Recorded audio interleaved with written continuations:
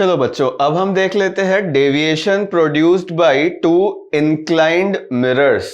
ठीक है, कभी कभी ऐसा सिचुएशन आ सकता है आपके सामने कि दो मिरर्स हो आपके पास and they are inclined with respect to each other at some angle theta.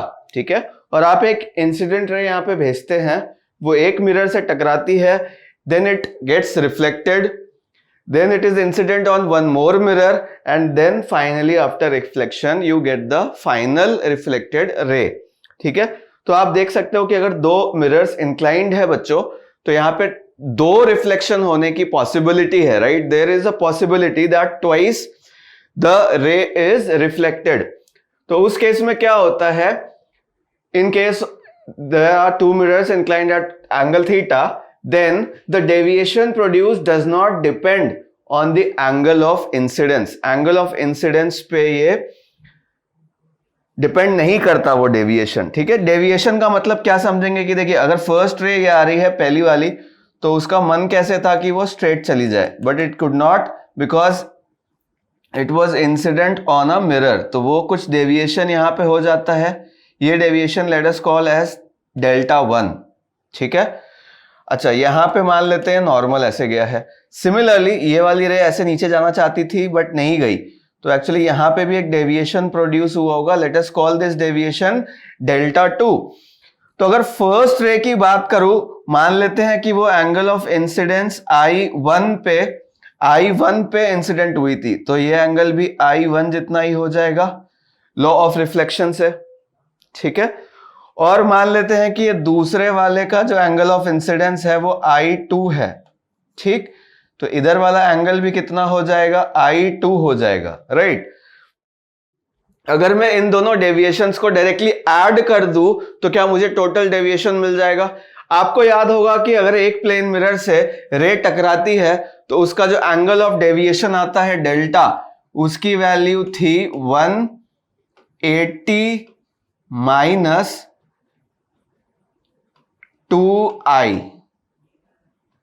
ठीक है, 180 माइनस 2i, यहां पे i क्या है, एंगल ऑफ इंसिडेंस, मतलब रे और नॉर्मल के बीच का जो एंगल होता है उसको हम i लेते हैं, राइट। सो डेल्टा 1 अगर मैं यहां पे लिखूं, देखिए डेल्टा 1 अगर मैं क्लियरली लिखूं तो यहां पे डायरेक्टली लिख सकता हूं 180 माइनस 2i1। ठीक है, ये तो डायरेक्टली हो गया, बट I2 के बारे में हमें कुछ नहीं पता है, वो तो हमें थीटा के टर्म्स में निकालना पड़ेगा, राइट। अगर इधर वाला इंटीरियर एंगल बात करूं, ये जो दूसरे साइड से मिरर के साइड बन रहा है वो हो जाएगा 90 माइनस I1, और इधर वाला अगर एंगल बात करूं तो वो हो जाएगा 90 माइनस I2, और ये थर्ड एंगल है थीटा। इस ट्रायंगल में अगर मैं बात करूं, देखिए, तो then the total angle in this triangle is C theta plus 90 minus I1 and the third angle is 90 minus I2।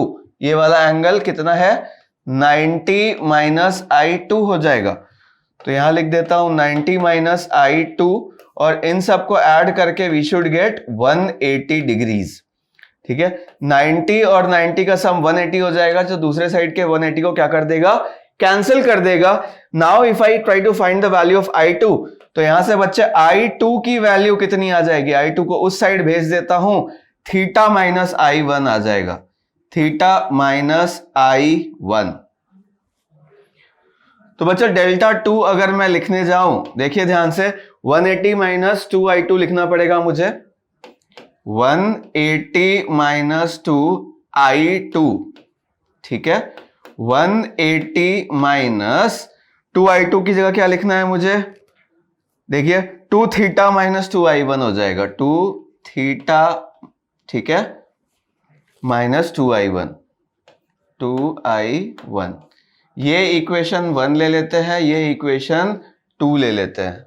अब अगर इन दोनों इक्वेशंस को ऐड करूं तो देखिए ये माइनस 2I1 है और ये माइनस के साथ और माइनस अंदर भी है, ये प्लस बन जाएगा। ठीक है, तो ये दोनों कैंसिल हो जाते हैं और हमें डायरेक्टली ये मिल जाता है इन दोनों को ऐड करने पे, ये वाली इक्वेशन।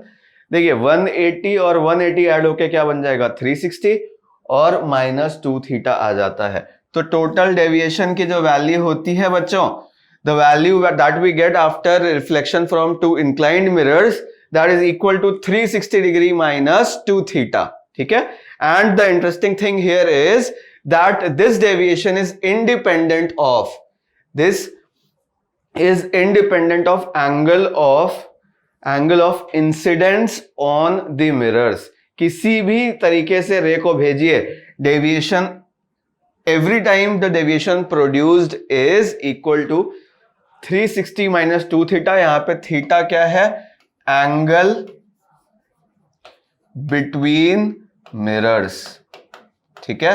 एंगल बिटवीन मिरर्स जो है वो 360 माइनस 2 थीटा हमें हर बार मिल जाता है, ठीक है। एक एग्जाम्पल बेटा मैं यहां पे लेता हूं समझाने के लिए। देखिए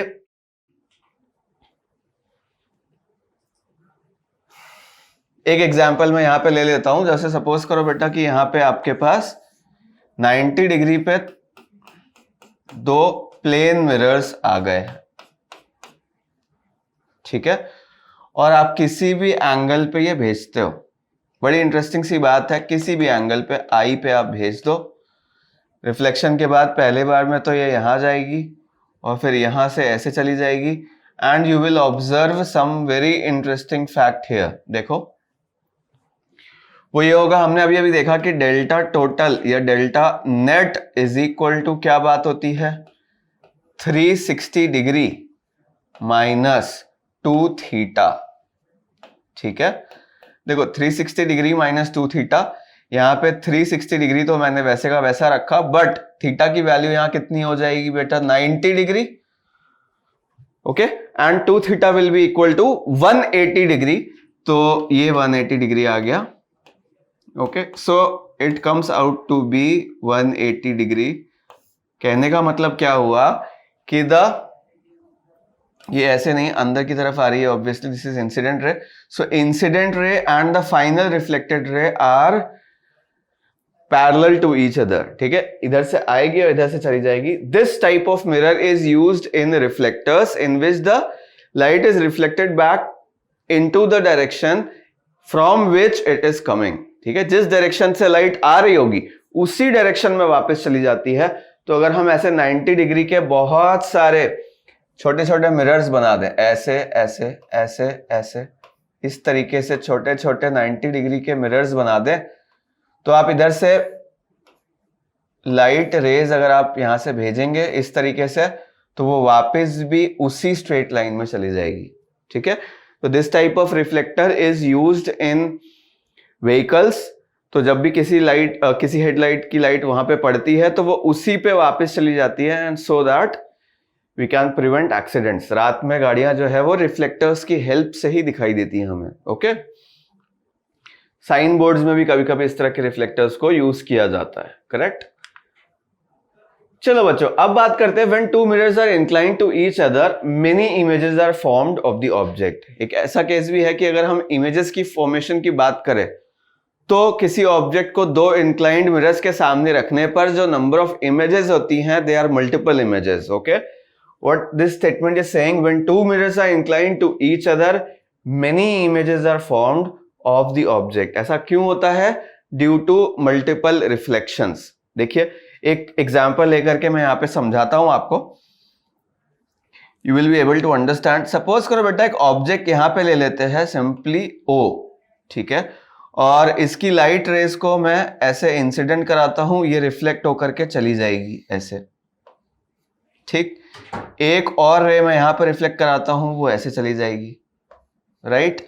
अब दो रिफ्लेक्टेड रेज अगर हमें मिल गई हैं और ये क्योंकि दूर दूर जा रही हैं तो इनको एक्सटेंड करने पे हमको इमेज की पोजीशन मिल जाती है। तो अगर ये मिरर 1 था, let us call this mirror as M1, तो फर्स्ट इमेज को मैं I1 बोल देता हूं due to single reflection. M1 पे जब सिंगल रिफ्लेक्शन होता है तो फर्स्ट इमेज हो गई, उसको मैंने I1 बोल दिया, ठीक है।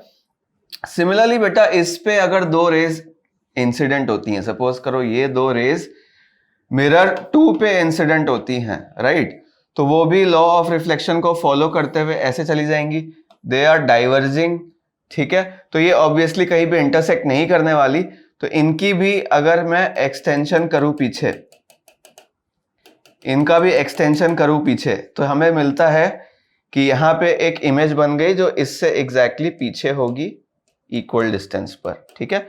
क्योंकि ये मिरर 2 ने सिंगल रिफ्लेक्शन की वजह से बनाया है, इसका नाम मैं I2 रख देता हूं, ठीक है। ये दोनों केसेस हो गए बेटा सिंगल रिफ्लेक्शन की वजह से। ये जो इमेजेस बनाएंगे ये मिरर्स, उनकी पोजीशंस तो हमें मिल गई, ठीक है। अभी ऐसा भी हो सकता है कि कोई राइट रे आए और वो बाहर नहीं जाए डायरेक्टली, वो सेकंड मिरर से भी टकराए और उसके बाद जो है वो फाइनल इमेज को फॉर्म कर पाए। तो देखो इस बात को भी हम देखते हैं बेटा, दूसरे कलर से मैं ले लेता हूं। यहाँ पे सपोज करो बच्चों कि यहाँ पे 2 रेज इंसिडेंट होती हैं। There are 2 rays which are incident on mirror 1, okay. After reflection from mirror 1 they go like this, ठीक है। Very carefully I am drawing.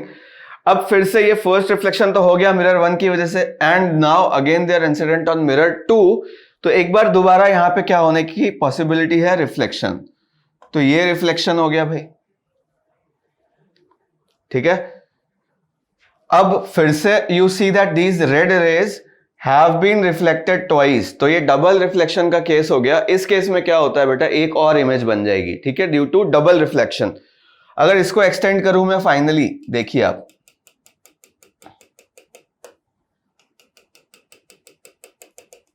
ठीक है, एक और इमेज हमें मिल जाती है। इसका नाम मैं क्या कर देता हूं, I3 कर देता हूं, ठीक है।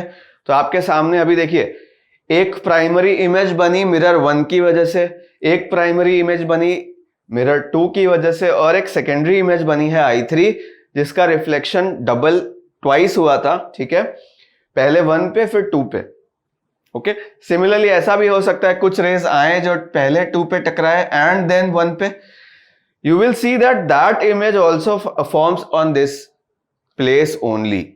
या इसको एक शॉर्टकट तरीके से भी कर सकते हैं भाई कि इस इमेज को एक ऑब्जेक्ट मान लें, ये वाले मिरर की एक इमेज पीछे वर्चुअल इमेज बन जाएगी, ठीक है, ऐसे।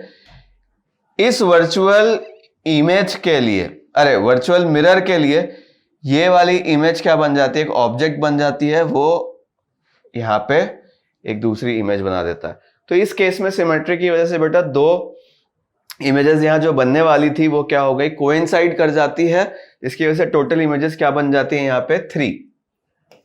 टोटल नंबर ऑफ इमेजेस वो आ जाती है इक्वल टू 3। तो वैसे ही बहुत सारे केसेस हो सकते हैं जिसमें कभी 3 होंगी, 4 होंगी, 5 हो सकती हैं।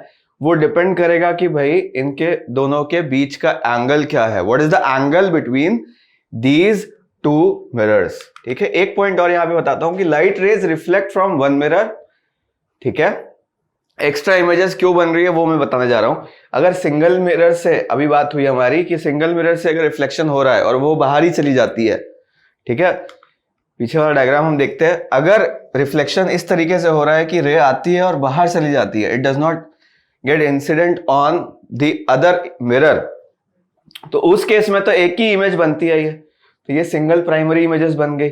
बट कुछ रेज ऐसी हो सकती है जो एक बार रिफ्लेक्शन के बाद दोबारा रिफ्लेक्ट होती हैं फ्रॉम द अदर मिरर, तो in that case more images are formed, ठीक है। तो light rays reflect from 1 mirror and are incident on the other which reflects it again, ठीक है। तो जितने मल्टीपल रिफ्लेक्शंस होते हैं, नंबर ऑफ इमेजेस भी क्या होती जाती हैं, इंक्रीज होती जाती हैं, ठीक है। Thus we can say that an image formed by one mirror acts as an object for the other. तो जो भी इमेजेस हमारे लिए बन रही हैं वो दूसरे के लिए क्या बन जाती है, ऑब्जेक्ट। ये भी एक तरीका हुआ कहने का। इसको मैं एक दूसरे तरीके से समझाता हूं कि बेटा अगर यहाँ पे एक ऑब्जेक्ट था, इसकी इमेज यहां बन जाएगी। प्लेन मिरर से हमें पता है कि भाई परपेंडिकुलर लाइन बनाइए और सेम डिस्टेंस पर पीछे। तो अगर ये मिरर 1 था, let us call this mirror 1, तो ये I1 बन गई। सिमिलरली इसके लिए भी डायरेक्टली इमेज बना सकता हूं मैं यहां पे, ठीक है। If I call this mirror as M2, तो बेटा ये वाला M2 मिरर इसके पीछे एक इमेज बना देता है I2, ठीक। अच्छा, ये तो एक मिरर है, इसका काम क्या है कि इस मिरर की भी इमेज बना देता है। ऐसे समझने के लिए समझा रहा हूं ये, दिस इज अ ट्रिक। तो इसको ऐसे बना दो, ठीक है। अब ये मिरर इसको एक ऑब्जेक्ट मान लेता है और उसकी इमेज भी अपने पीछे बना देता है, ठीक है। तो ये मैं बोल देता हूं, सपोज करो बेटा I3, सिमेट्री से ये डिस्टेंस और ये डिस्टेंस भी सेम है, ये डिस्टेंस इसके सेम हो गई, ठीक है, इस 90 डिग्री के केस में।